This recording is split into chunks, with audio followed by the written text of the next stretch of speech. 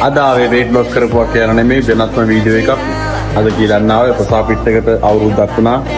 අලුත් ලොකේෂන් එකට අවුරුද්දක්. අපි ඇත්තටම පරණයි මෙතනට ඇවිල්ලා තමයි අවුරුද්දක් වුණේ. ඉතින් අපිත් එක්ක එකතු වෙලා හිටියා ගොඩක් පළාත්වල මිනිස්සු. කඩවත විතරක් නෙමෙයි කඩව තමයි ලොකේෂන් එක තියෙන්නේ. ඉතින් කඩවතට හැම පැත්තකින් වගේ ආවා නිගම්බෝ, නිකම්බුව, දේයන්ගොඩ, ජායල, සීදුව, ආයර පැත්තෙන් ගොත මාළපේ, පළුතර, මහරගම, ඒ වගේ පෑලියගොඩ, ඒ වගේ ගොඩක් තැන් වලින් ආවා. පුරම ආවා ගොඩක් නිකම්බුඩත් එහා ආවා ටිකක්. නිගම්බෝඩත් එහා ආවා. ඉතින් ගොඩක් ස්තුතියි අපිත් එක්ක එකතු වෙලා හිටියට. ඒ වගේම අපිත් එක්ක ඔන්ලයින් වුණ ගොඩක් රටවල් වල ක්ලයන්ට්ස්ලා ඉන්නවා.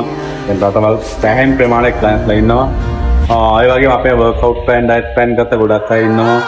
ඉතින් ඒ හැම දෙයකම අදට අවුරුද්දක්.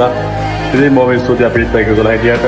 මම පොඩියට දාන්න අපේ result just before after set එකම පොඩියට වීඩියෝ පොඩියට වෙන්න ඕන නිසා එහෙනම් අපිත් එක්ක හිටියට ආයි පාරක් thank you.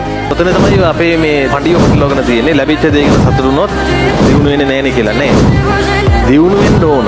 දියුණු වෙන්න උත්සාහ ගන්නත් ඕන. ලැබුණු දේ ගැන සතුටු. තමන්ට දැන් ලැබිලා තියෙන ජීවිතය ගැන සතුටු වෙනවා.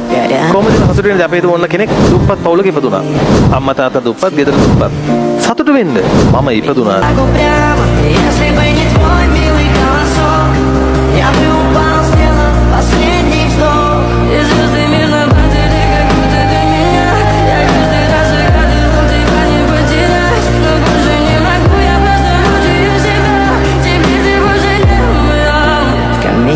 В 6 утра фотография твоя, горят воспоминания.